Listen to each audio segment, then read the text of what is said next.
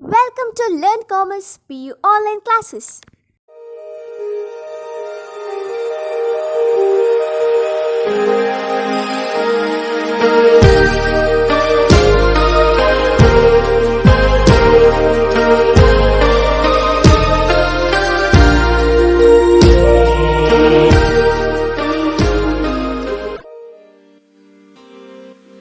Don't forget to like our video and subscribe our YouTube channel for all the updates. Hello students, welcome to second PUC accountancy revision class video number 4. Students, in the previous class, I think this is the fifth video, right? Yes. Fourth, fifth, yes it is fifth. So video number 5 it is. In this class let us study about, in the previous class we have analyzed each and every item or where to place that item. That is very very important friends. Unless you know where to write that item, it is of no use, isn't it? So you should know where to place that item. That is very important in case of not for profit organizations.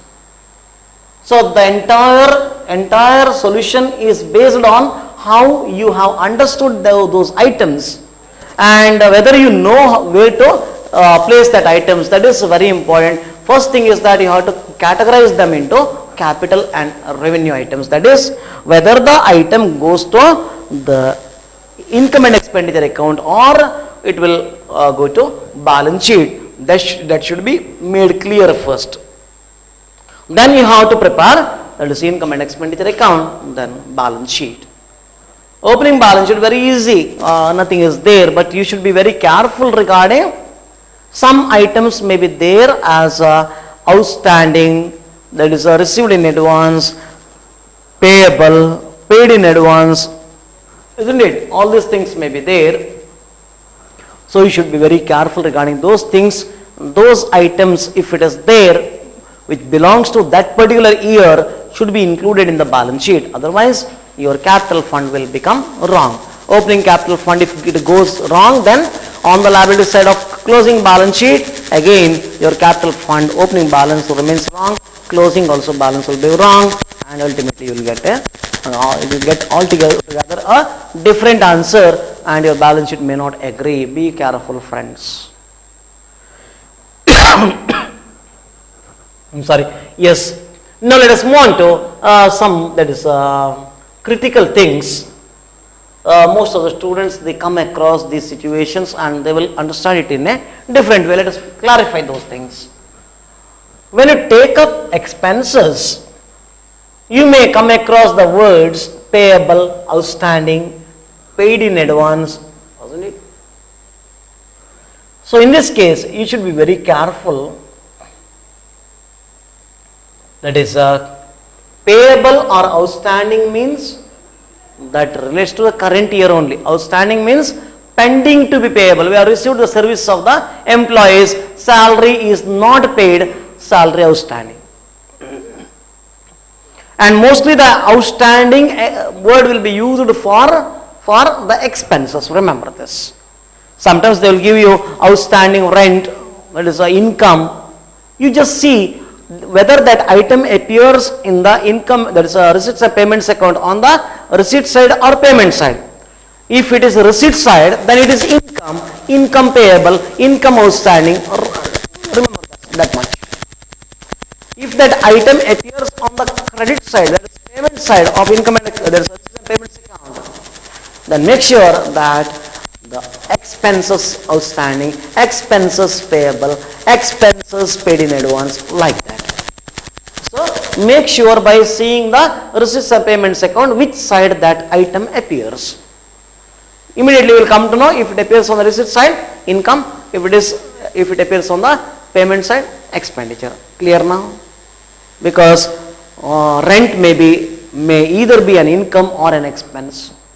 If it appears on the receipt side, it is an income. If it appears on the payment side, it is an expenditure, right? Yes. Then likewise rent, commission, sometimes commission received, commission paid, doesn't it? Either be an expense or an income. In such cases, you should be very careful. See, a payable or outstanding means current year. It belongs to current year, which is outstanding to be payable, is pending to be payable. So, always you should add it to the concerned item. Suppose salary outstanding means salaries inner column, add outstanding salary of current year. Isn't it? Then if it is outstanding salary of last year, then in the opening balance sheet you may find outstanding salary. Then during current year what you should do? If the figures are not bifurcated as per the year, like salaries 2016, 17, 18, this much, in that case no problem for us. You just take 17 figure, the current year figure, forget about previous year's figures. In that case also, remember, you have to see, suppose in the opening balance sheet, salary outstanding maybe 1000. Okay, it appears on the liability side of the opening balance sheet. While preparing that is income and expenditure account, you will write 2 salaries.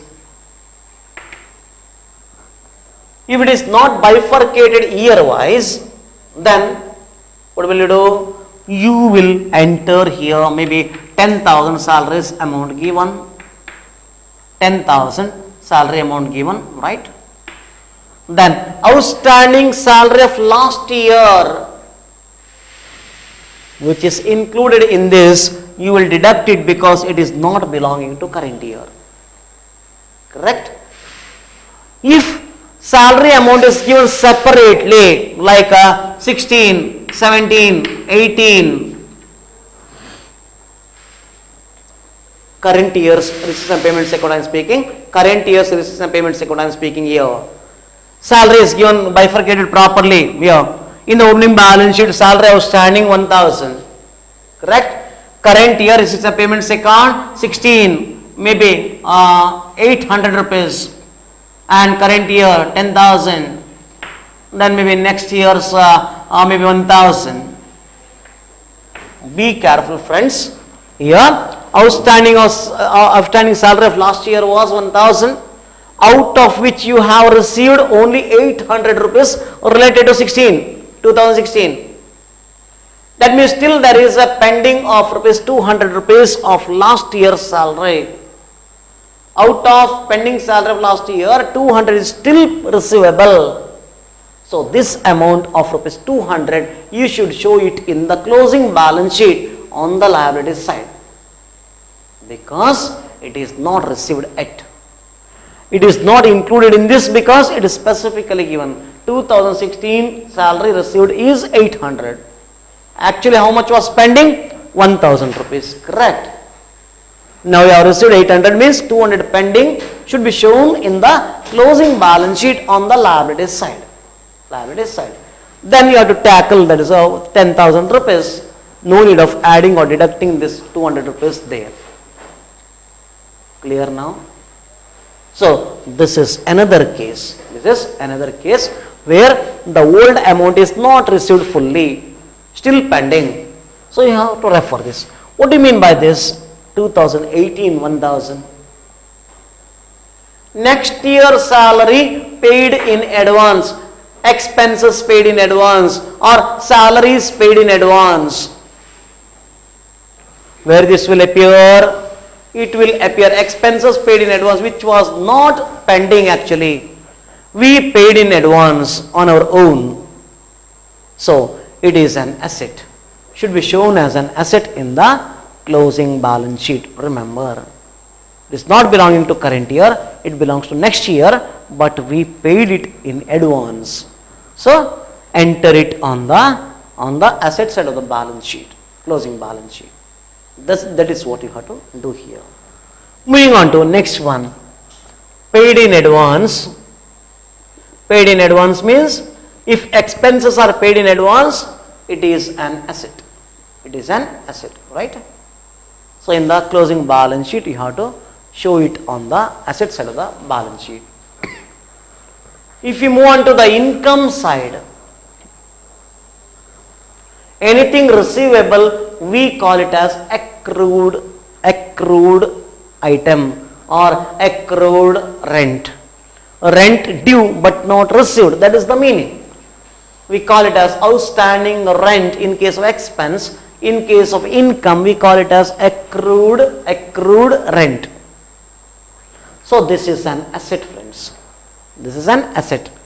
Income supposed to be received, but it is not received in cash. We are supposed to receive, there is a income, but we didn't receive in cash. That is nothing but this is an asset. Should be shown in the closing balance sheet as an asset. Then received in advance. We have received in advance. So when we receive the income in advance, no doubt is our liability, correct? We have to make sure that the service should be provided. Suppose next month salary, there is a rent is received in advance, income receivable. Then what we have to do? We have to provide the building to that person for next month. If we say you have to vacate this month by the end of this month, then it is not possible, because we are liable to that person as we have received the rent of next month in advance. Can you tell him to vacate the building now?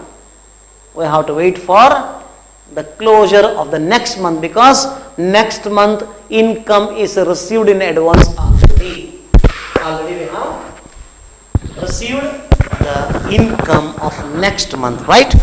We have already received the income of next month. That is again should be entered on the liability side, because it is our liability to make sure that we will provide him the building for the next month. So that is received in advance. So income and expenditure we have to bifurcate, and we have to make sure that whether it is advance received, advance paid, or payable, or receivable, all these things we have to make sure, right? Then problems we have already solved. No need of solving problems again here. All the question bank problems I have solved, right? Now the problem is what type of problems that may be asked in the examination. They may ask you problem with the that is a preparation of opening balance sheet, that is a income and expenditure account, and closing balance sheet. 3 items may be asked in the examination for 12 marks, or they may ask you problem of 12 marks with only income and expenditure account. Prepare income and expenditure account and balance sheet by giving the opening balance sheet. They may give you the opening balance sheet in the problem itself, or they will provide you opening capital fund, and they may ask you to prepare income and expenditure account and balance sheet, right? So these are the 2 options that are there. I don't know, as per the blueprint, what type of problems they will ask. I mean, that is 12 marks, how many problems they will ask, whether it is 2 problems or 1 problem, I don't know. If it is 1 problem, surely you will have 1 6 marks problems also from this chapter. It may be related to, they will give you the opening assets and liabilities. Make sure which is related to balance sheet. If it is not related to balance sheet, remove it, forget about it, isn't it? So in that way you have to treat, and you have to prepare the opening balance sheet. Opening balance sheet should be prepared, and then you have to prepare a receipts and payments account. If they may give you 12 items of receipts and payments account, you have to simply place it to the debit side and credit side. You know it very well. All the receipts are income received, maybe rent received, commission received, isn't it? All these things should be entered on the receipt side. In case of receipts and payments account, receipts always gets entered on the debit side, and all the payments will be on the credit side, because it is as good as a cash book. It is as good as a cash book or cash account. So you have to make sure that receipts and payments will be recorded on on the respective sides. That is receipts on the debit side and payments on the credit side. That is what you have to do here. Then there will be opening balance and closing balance for receipts and payments account. Remember friends, if it is a new club, newly started, not for profit organization, they may give you at the beginning itself, first sentence will be Skylark Club has started its operation from 1st April 2017, and they may give you the information. During that time you should make sure that as the Skylark Club was started on 1/4/2000, whatever it is, then there will not be opening capital fund because the club has started during this year only. What do you mean by capital fund? Capital fund is nothing but the amount that is capital invested, isn't it? That is a subscription and all these things together, plus the surplus generated every year will be capitalized. Some capital receipts like donations, that is life membership fees will be capitalized. That will be added to capital fund, and that is capital fund. But in case of a newly started not for profit organization, then there will not be any opening capital fund. Remember this friends. So by seeing this sentence itself, Skylark Club has started operations from 1st April or started during this year, like that they will give a sentence. By reading that itself you should come to know that no need of preparing opening balance sheet, though it is not given in the problem. And capital fund is also not given, opening balance sheet is also not given, and opening assets and liabilities are also not given. Don't get confused friends. Make sure that it has started this year, so no opening capital fund, no need of opening balance sheet, right? So don't get confused. So straight away prepare income and expenditure account balance sheet. In the balance sheet, on the liability side, capital fund, opening balance nil. Opening balance nil. Add surplus, add capitalized receipts, outer column. That's all. Very simple. Don't get confused. Again and again I am stressing this point. While reading problem, make sure what are the items that are required for us to remember. Remember those points and then start solving the problem. Don't by seeing first sentence itself you will start solving the problem without reading the entire problem at all. So reading problem is also an art. You should make sure that you will read the entire problem properly first, then move on to solve the problem. Otherwise you will be in trouble. You will be in trouble, right? Yes. Then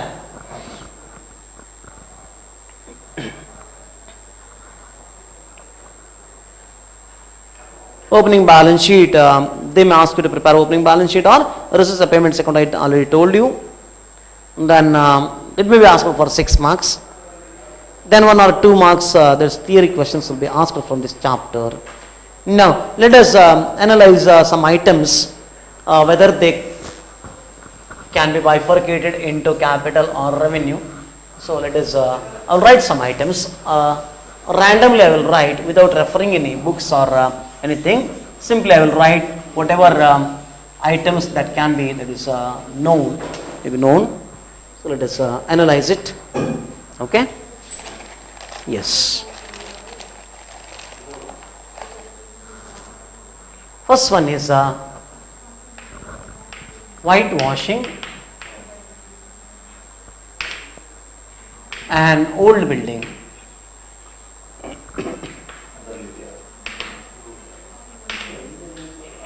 Second one is whitewashing a new building. New building.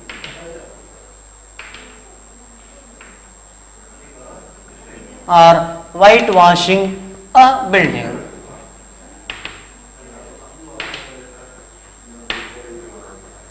Legacies.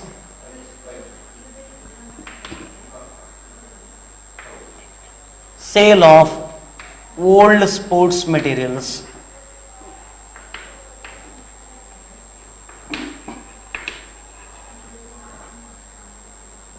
Sale of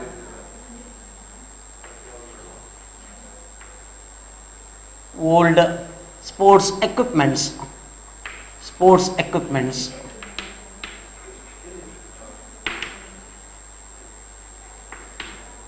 Sports equipments.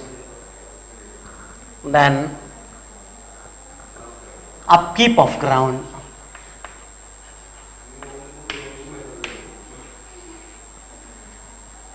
Then let us take up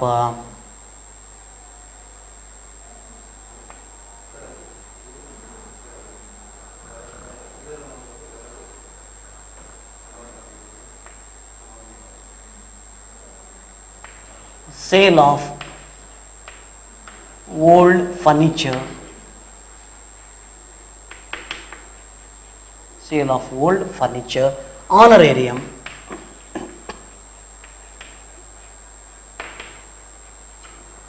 Honorarium. Yes. Now, whitewashing an old building. It is a old building.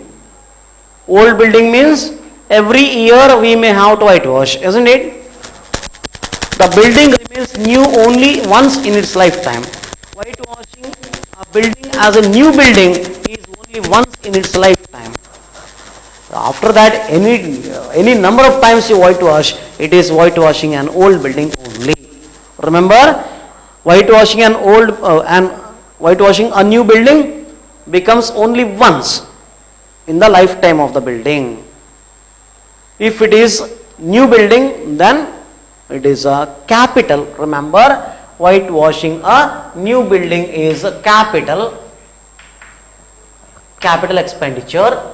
Whitewashing an old building is revenue expenditure. Revenue expenditure. And this will go to revenue means what? Income and expenditure account. And this will go to balance sheet. What it will happen? Where you will enter in the balance sheet? How will you enter in the balance sheet? You will add it to the building, friends. Because without whitewashing a building, if you sell the building, and after whitewashing, if you sell the building, there will be difference in the sale value. Suppose if you have sold a building without whitewashing it, then you may get 90 lakh rupees. If you whitewash it and if the look increases, isn't it? Then people may be ready to pay 1 crore, more, 10 lakh rupees more. Don't you think there is value addition in the value of building? Yes. So the expenses spent on the whitewashing of the building has been capitalized. Because of whitewashing, the value of the building has increased. But if you whitewash an old building, the original value of the building will not increase. If the whitewashing has become dim, because of that value may come down, depreciation may occur. Instead of 1 crore, people may say, I have to whitewash this because it is a dim color, isn't it? So I have to spend another 5 to 10 lakh, isn't it? If you whitewash the building if you sell, it will not, the value will increase. To what extent? To the very original value of the building, not more than that, right? Unless the building comes under a posh area or some additional benefits are announced by the government for that area. That is that's not related to the building factor. That is related to other factors, isn't it? But still, that is called appreciation. But here, it will not increase the cost of the building. So that is so there is a difference. Whitewashing an old building is revenue, and whitewashing a new building is capital. Remember this. Whitewashing a building, nothing is mentioned, old or new. What will you do? Now you are in dilemma. You will remain in confusion. What to do? In such cases, treat it as old building, friends. You know it very well. Provide for all losses. Don't anticipate profits. Concept of what? Conservatism, correct? Conservatism. So, this you should treat it as old building only, not a new building. Okay. Legacies, I already told you while explaining what it is. Man, yes, it is capital. It is capital, not revenue. Capital receipt. Capital receipt. These are all expenses. Whitewashing means you have to spend money, expenditure. Here you are receiving money. Legacy means when you receive money, it is income, right? Yes. Sale of old sports materials, no doubt I have already explained revenue because it is recurring in nature. Sale of old sports equipments, capital. You have to deduct the book value of the equipment from the sports equipments on the asset side of the balance sheet. Upkeep of ground, I already told you it is a revenue expenditure, right? Sale of old furniture, again like sports equipments, you have to deduct it from the total furniture, right? Yes. Then honorarium, again I have already explained, that is revenue expenditure. Honorarium is revenue expenditure. So we will take up the other part in the next video. Okay. Thank you for watching this video. Don't forget to like our video and subscribe our YouTube channel for all the updates.